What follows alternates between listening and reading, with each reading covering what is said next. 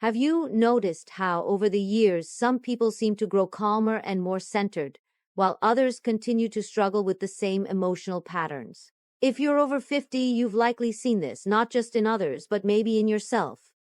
Today, we'll explore an ancient teaching called the five poisons of the mind, a profound concept that reveals why we feel what we feel and how our thoughts can influence not only our relationships, but even our physical health. Whether you're spiritual, skeptical, or simply searching for more peace in this chapter of life, what we'll cover today, supported by both time-tested wisdom and modern science, might shift how you see your mind, your emotions, and your future. Let's begin this journey of clarity and self-reflection. The five poisons of the mind are not just old spiritual ideas. They're deeply human tendencies that affect how we think, feel, and behave every single day. In Buddhist philosophy, they're known as the five kleshas, mental habits like anger, desire, confusion, pride, and jealousy that cloud our thinking and cause suffering. The term klesha translates to mental affliction, something we all experience from time to time, especially during the more reflective years of life. Across cultures, from Buddhist monasteries to traditional Chinese medicine, these poisons are seen as the root of both emotional and physical imbalance. And fascinatingly, modern science is now confirming much of what these ancient traditions taught thousands of years ago. And here's the empowering truth: we're not helpless. These poisons can be recognized and transformed. The key lies not in medicine or technology, but in self-awareness and inner discipline. At this stage in life, many of us are no longer chasing achievements. We're looking for understanding, balance, and peace. That begins by looking inward. Let's walk through each of these five poisons together. You may start to recognize them in your own life and begin to loosen their grip. The first poison is anger, what Buddhism calls divesha, or aversion. It's the most fiery of the poisons and also one of the most damaging, especially as we age.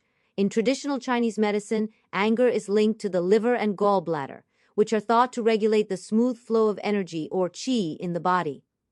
When anger rises, that energy gets blocked, creating both emotional stress and physical strain. Think of what happens when we're truly angry. Our heart pounds, our face flushes, our body tenses. It's not just a feeling, it's a full-body event. Modern studies confirm this. A 2020 review found that anger contributes to liver inflammation and long-term damage. Chronic anger keeps the body in a fight-or-flight state, flooding it with stress hormones like cortisol, which over time leads to fatigue, inflammation, and even heart disease. As we get older, the toll of this stress becomes more visible. Blood pressure rises, sleep gets disrupted, and healing slows down. But the greatest damage? It's often the relationships we hurt while trapped in anger. Holding on to anger is like drinking poison and expecting someone else to suffer. The real strength lies in letting go. And the more life experience you have, the more you realize peace is far more powerful than rage. The second poison is greed, or raga, the craving that drives us to want more, even when we already have enough.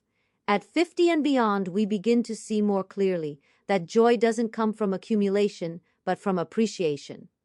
Greed tells us that happiness is just around the corner. Once we get the next promotion, the bigger house, the latest thing. But that finish line keeps moving. In traditional Chinese medicine, greed is associated with the heart and carries the nature of water. Always flowing, always seeking, never satisfied. The Buddha taught that this craving, tanha, is a major source of human suffering. Modern science confirms it. A 2024 study in PLOS ONE found that these type of people had lower self-control and reported feeling more anxious and dissatisfied with life. Greed narrows our focus. We stop seeing the blessings we already have: family, health, time, freedom. We start measuring life by what's missing, not what's present. But here's the antidote: contentment. As we age, we can choose to shift from wanting more to wanting less and appreciating more. And in that shift, we often find peace.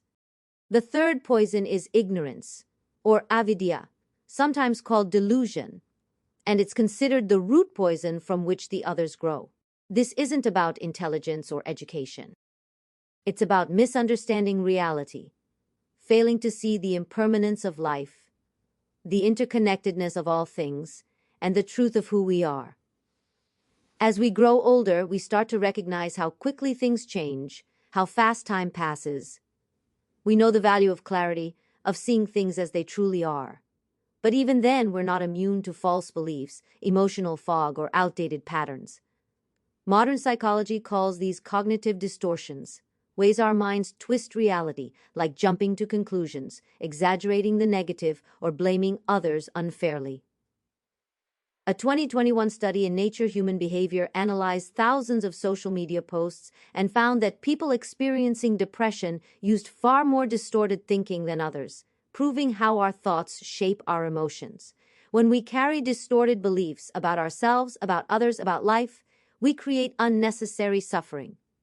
But by recognizing these patterns, we can begin to see clearly, which is the first step to peace.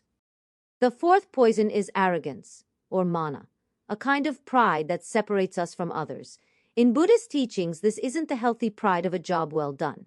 It's the inflated ego that looks down on others, or fears being seen as less than.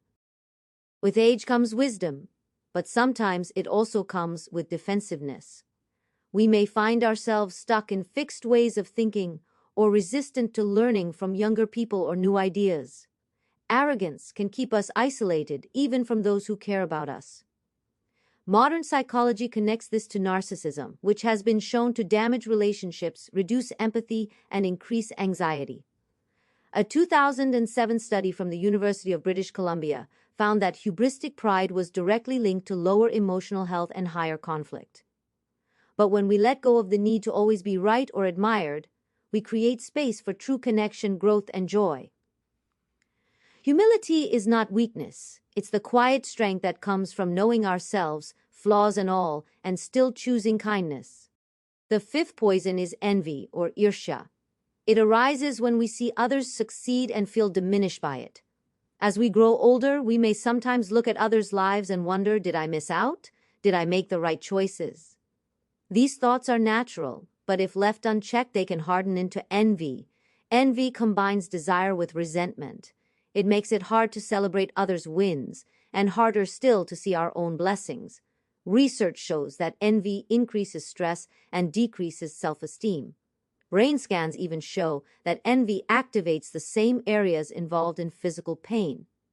It hurts, but we can shift. Instead of comparing, we can appreciate. Instead of resenting, we can celebrate. There is no age limit on joy, gratitude, or growth. Now here's the beautiful teaching. The 5 poisons can be transformed, not suppressed, not ignored, but converted into their opposite wisdoms. In Tibetan Buddhism, anger becomes mirror-like wisdom. Greed becomes the wisdom of generosity and equanimity. Ignorance becomes the wisdom of reality. Arrogance becomes the wisdom of equality. Envy becomes the wisdom of accomplishment and appreciation. And this aligns with modern psychology too. Through mindfulness and cognitive therapy, we learn to shift unhelpful thoughts and build healthier patterns.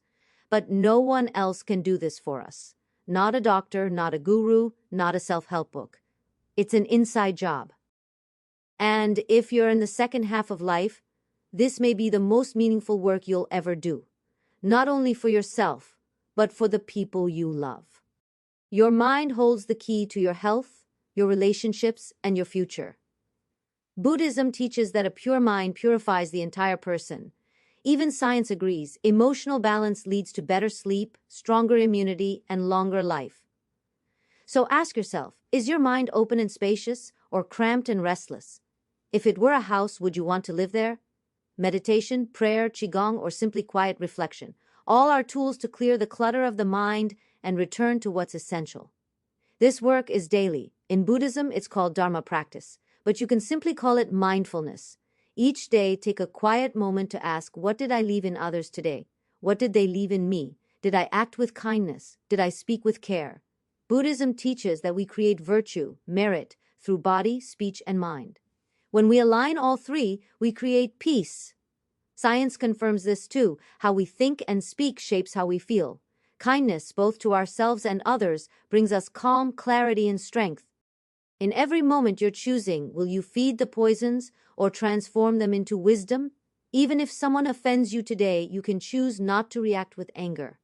That choice isn't weakness, it's wisdom, it's strength, and it heals both you and those around you. The Buddha said that when we begin with wisdom, all other blessings, health, peace, even prosperity, follow naturally. If you're in your 50s, 60s, or beyond, know this: it's never too late to begin. In fact, this may be the perfect time. You've lived, you've learned, and now you can live with clarity and calm. As the Buddha's final words remind us, strive diligently. So, what will you choose today? Thanks so much for watching. If you found this video helpful, please give it a thumbs up and subscribe to the channel. And I'll see you in the next video.